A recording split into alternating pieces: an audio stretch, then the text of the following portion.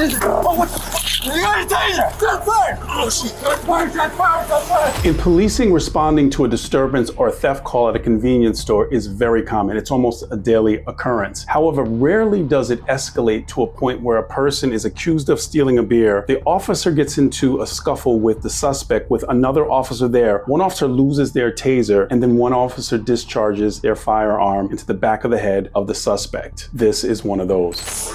9131, have a great night. It's a black male. Front seat. Break 8 from Nancy for log. I'm next to boy, George Nora, Zebra 27.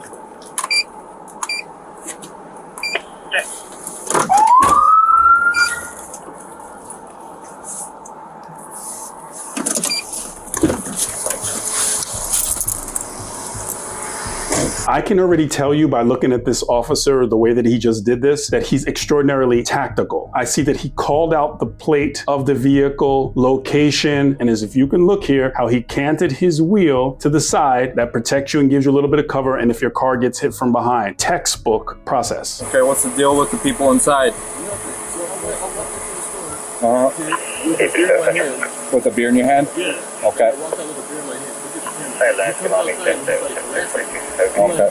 Look at your camera. You gotta look at your camera. Check the camera. Okay, you see the officer, you hear me say it, he's back a little bit behind, he's not directly inside because we have a third occupant. So this vehicle is occupied 3 times, which is something that's very high level, even if the report is a misdemeanor. So you went inside with the beer? Yeah. Okay, can I get your ID real quick so I can go talk to them and check the video out? I don't have my ID on me. What's your name, man? Pete? If a person gives their name and the police ask and you say your name is Pete, most people aren't named Pete. I know there are some, but most people are named Peter. So that is a red flag for officers. I know people are going to comment and going to say, well, my name's Pete.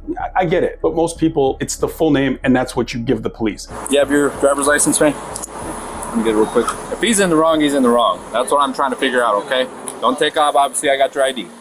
Simple as that. I'll be back. One good question that I think could have potentially asked, and I think would have been a good question here, is how do you guys know each other? Especially if the passenger doesn't know his information all that well. How do you guys know each other, and are their stories going to be the same? Did he come in with that or not? Because he's claiming he did. Did he come in with it or not? Okay, give me 1 second. 849, I'm at Valley Head.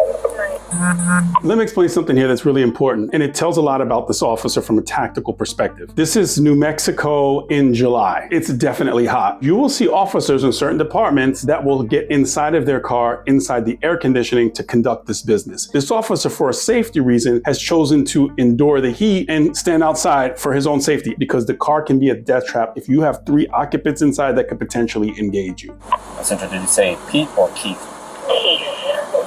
The case number is 77533. The information that he gave does not match. There's an issue, and the suspect likely knows it as well. I've dealt with this, and I've had this happen many times when you know that the suspect is going to know that you now know. Interesting. What's up? Is it possible I can go buy cigarettes? Same time. Let me talk to them and get things figured out, okay?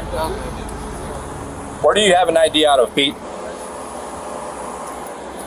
Connecticut? Spell your last name again for me, Pete. E-S-E-R. E-S-E-R. Out of Connecticut, right?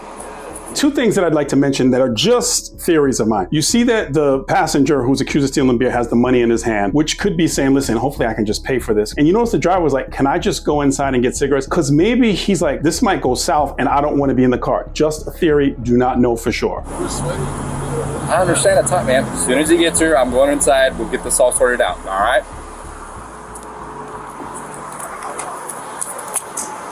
Look at the officer walking backwards, maintaining his visual on the car. You hear me say this. Why do we turn our backs? There's no reason for us to turn our backs. And if we do, we want to make sure we maintain a visual. He's doing a great job with this as far as walking backwards. So we got a total of 3 shoplifters, the one in the front passenger. He's not coming back on file. You see me say it in my videos. They don't need to look at each other and talk. Look at what the suspect is, because it's obviously that now he's given false info. They're formulating a plan. So far, I like what I see. All right, Pete, do me a favor, we're going to step out. Step out for me, please. I don't really want to get out. Okay, I'm not asking you right now. Step out for me. Why?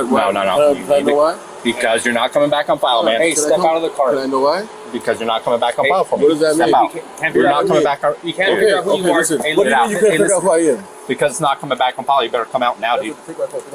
Hey, Okay. You gonna cooperate or what? I'm gonna cooperate. Okay. But Put your stuff down. Get out. Can you stop holding me? You stop touching me. I don't want you reaching for anything, man. I'm not reaching for anything. I'm not reaching for anything. Okay, step out. Okay. Drop your shit. Drop your shit. You're looking at. I'm not reaching for anything. Turn around. I'm not reaching for Hey, anything. dude, stop. Turn around. Turn around.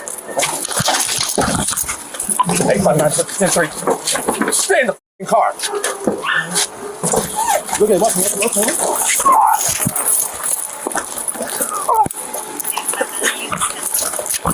Stop it.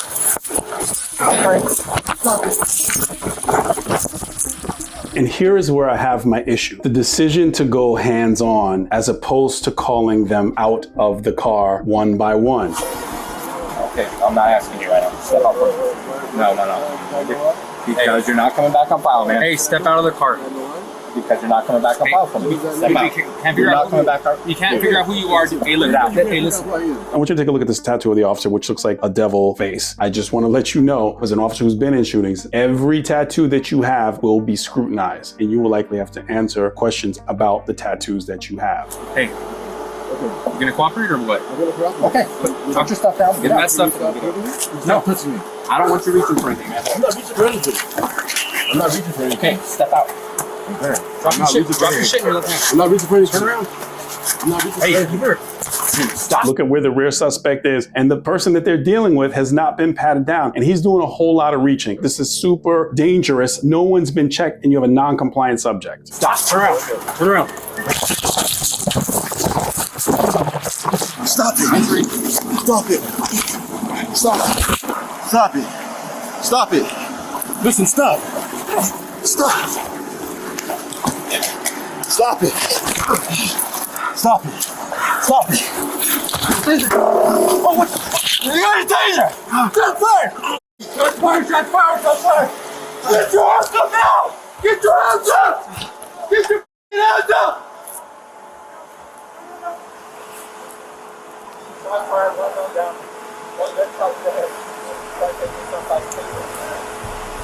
Get your hands up! So here's where the situation becomes incredibly challenging. Now it's going to felony type car stop interactions with the subjects that are inside the car, but they didn't do anything. The person that you're the issue with is now deceased on the floor. Why didn't we just call them out of the car from the beginning instead of getting into this engagement at the vehicle? So you don't get into this fight with a non-compliant subject. Driver, step out with your hands up. Open the door from the outside. All right.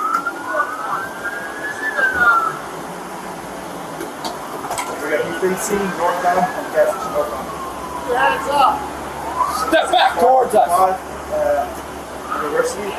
Turn and face us. Walk towards us, your hands up. Walk towards me, over here. Over here, keep going, keep going. So now the other officers arrived, and now they're doing the felony car stop, calling the subjects back to their vehicle. Back right passenger! Step out with your hands up! Keep walking towards me, pick your hands up. Pick your hands up, walk slowly. Put your hands in the air. Keep walking. Keep walking. Hands over your face. Keep walking. Keep walking. Keep walking. Stop. Stop right there. Turn around. Turn around.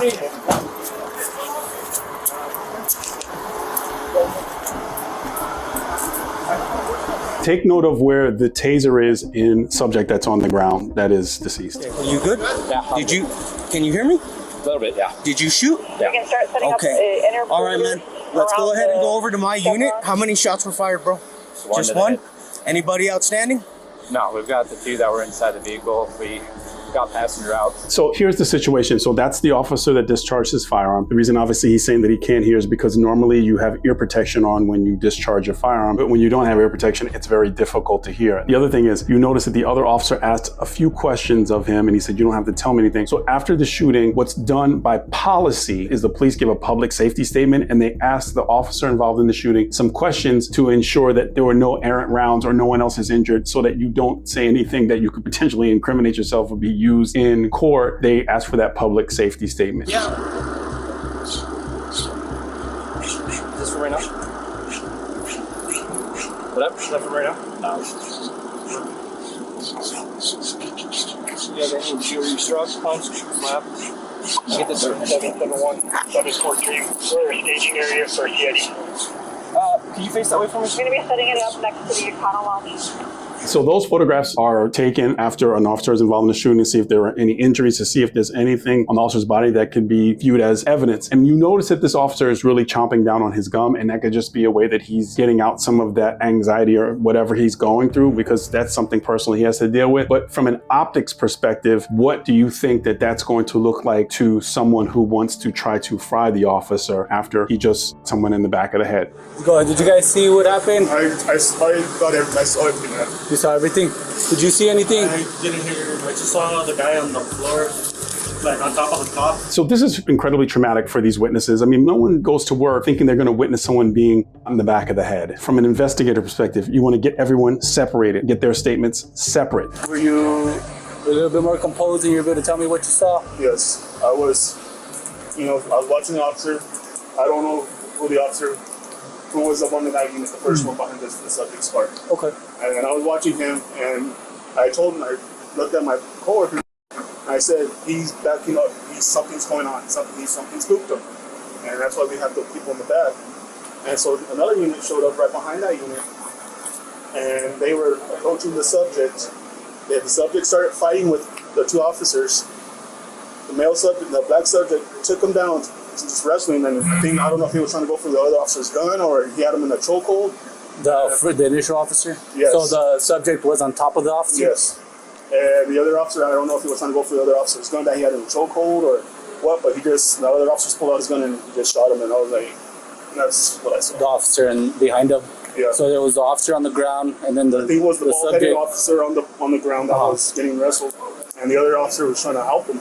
If you can kind of just give us as much you saw, detail as much you saw. So I was actually the one who called because he came in, tried to buy a pack of cigarettes. I told him I needed to see an ID. He didn't have one. He walked out. I thought that was the end of it. I saw him walk up to the car. He called another guy. The other guy came in. Same thing. I was like, sorry, I can't do it. It's a second-hand purchase. Right. So, no issues. He walked out. A while after, another guy comes in. And I saw him go around the Ramada, and then when eventually he came out this way, same thing, told him, can't, second-hand purchase. And then after a while, I just see both of them walk by. So I was like, okay, that's better for me. I don't get in trouble. I'll say it. Shut the fuck up. What did I do? Stop. Are you gonna be stupid? I'm not stupid. What are you talking about? I do not know exactly what this subject did to get the officer to feel that he was acting in the way that he was acting, but the officer has to ask himself, and me as a sergeant, I would be saying, is this necessary? And this is really important because all of these factors are going to be taken into consideration as this incident is viewed. So I tell him, I'm not asking you to get out. You need to get out. He's still kind of went back, holding his arms against his body. So I grab his right arm and tell him to step out. He's asking why, and I'm telling him why. You're not coming back on file at all. I'm not getting a return. And he keeps asking why, and he's not complying. Officer Arbogast asking, well, are you going to comply? He says, yeah, I'm going to comply, but he's not doing it. Okay, as the officer sits down with investigators to tell his part of the story, there's something that I'd like you to know if you don't already know. Police use of force is governed by the severity of the crime. Was the subject actively resisting? And was the person a threat to officers or others? The other thing is that it must be objectively reasonable. So we're trying to maintain control of the suspect. And like I said, due to his size, it was not possible for us to do. His arms were up towards the top of the SUV on points where I can reach him. I grab onto his belt at one point to try to maintain some type of control because that was the only thing available to me. So Officer Arbogast, he wraps his arms around the suspect's waist. So I guess best way to describe it is Officer Arbogast does basically a suplex where he falls back with the suspect. Officer Arbogast hits his head on the ground as suspect lands on top of Officer Arbogast. And the suspect kind of rolls up in a ball from the momentum of being thrown back. So all his weight is on top of Officer Arbogast. So after they fall to the ground, I could see him from where I'm at standing behind both of them, that he's now looking at Officer Arbogast's duty belt. He first reaches down to the gun side of his belt and he can't get anything from there. So he keeps at, we're trying to fight to control him. He's still looking down at his belt. He sees the taser. I can see out of the corner of his eye how he's looking at it. He sees the taser handle. Obviously, it's bright yellow, so he can see it fairly easy. And it's on the opposite side of his gun. So the taser handle is out towards the suspect. So he tries to take it once, and he's not able to. And then the second time he tries to take it, he ends up taking the taser. I say taser once. The taser is usually a cross-draw motion so that an officer doesn't mistakenly go for their firearm from the motion of drawing a firearm-like type weapon. And it doesn't have the same retention that a firearm does, because firearms nowadays, most officers have what's called triple retention holsters, which requires some degree of manipulation to get it out. And it's very difficult to pull a firearm out with a triple retention holster. He tries to take it once, and he's not able to. And then the second time he tries to take it, he ends up taking the taser. I say taser once as it pulls the taser from Officer Arbogast's holster, and he's holding it up. And at that point, it wasn't a struggle to try to detain him. It was a struggle for Officer Arbogast's life at my life at that point. So I had to end up taking my duty weapon out. I put it to the back of his head. The suspects, I was still cognizant of where Officer Arbogast was, because I was concerned for his safety. So I ended up placing it directly to the back of his head, downward and to the right, to avoid shooting Officer Arbogast in the process. I fired one round into the back of his head. Suspect falls on top of Officer Arbogast. I yell out, "Took your taser." So the New Mexico Attorney General's office ruled that this shooting was not justified. The officer was convicted of voluntary manslaughter. His conviction was overturned, and he is now giving a new trial, and you can follow that new trial because it's supposed to occur very soon at the time of this recording. A couple of things I'd like to say, because this is incredibly sensitive. I do not make an assessment of whether a shooting is good or bad by watching segments of body cam videos. I will tell you tactics that I see on the body cam or tactics that could have potentially made this situation avoidable. So if you like this kind of content, like the video, share it with someone else who may be a crime buff and wants to know about policing. Click on the video that's on your screen for more content just like this.